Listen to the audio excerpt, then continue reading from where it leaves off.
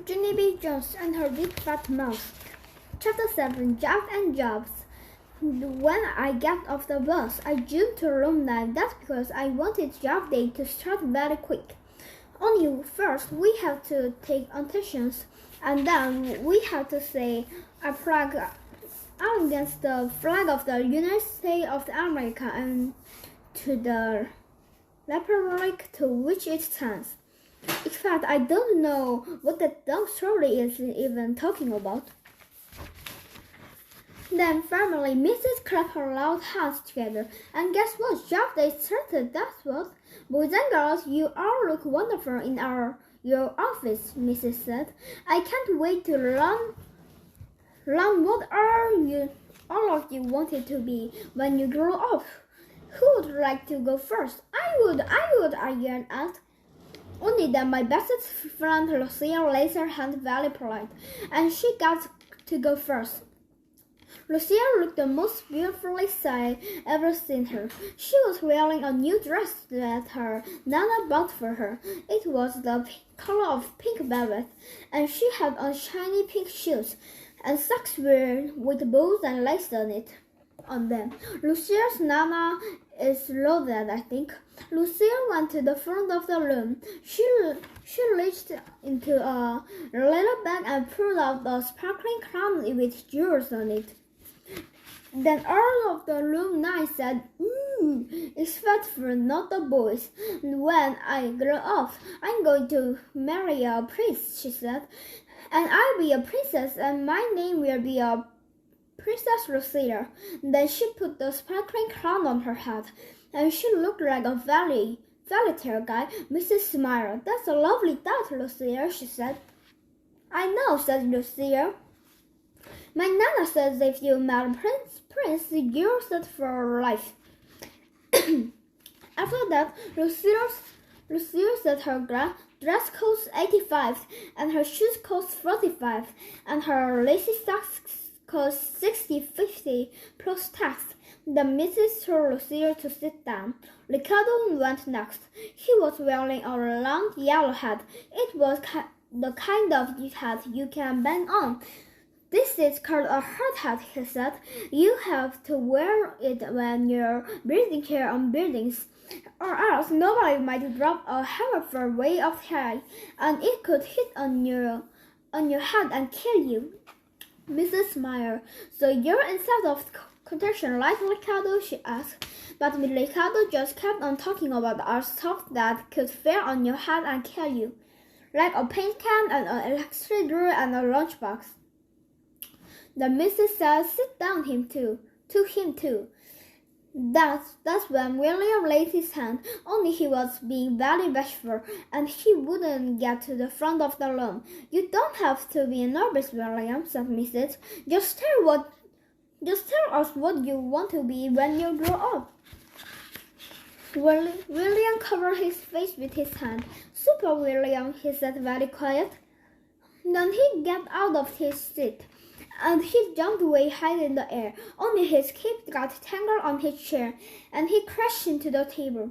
After that, Super William got very sniffy. Mrs. said we should get back to him later. Then lots of the other kids talked about their job, like a boy named Carson going to be a rich and famous actress, and a girl named Lily is going to be a rich and famous movie star, and also she wants to be director. And a boy named Ham is going to be a rich and famous boss of big company, and he taught us how to say the word "you're fired." And here's the best of all, cause a boy named Jimmy Hall is going to be a rich and famous person in the whole United States. "Cool," said Ricardo. Then the other boy said, "Cool." I did a secret smile. "Yeah, only not as cool as my job," I thought to just myself. And I raised my hand very polite, and Mrs. called my name. "Oh boy," I shouted. "Oh boy, oh boy." "'Cause mine is even better than President of the United States." I zoomed speedy quick into the front of the room. Then my extension wouldn't stay inside of me anymore. A janitor, I'm going to be a janitor, I hollered out.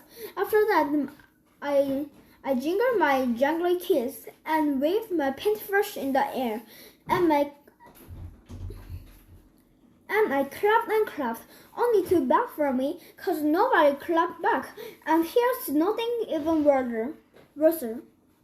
Here's something even worse. Room 9 started laughing very much, and it was the mean kind. She wants to be a janitor, they yelled. Then they pointed at my brown pants, and they called me the name of stupid. And I didn't know what to do, 'cause I felt very crumbling inside. And so I just kept on standing there and standing there. And my eyes got a little bit wet in them.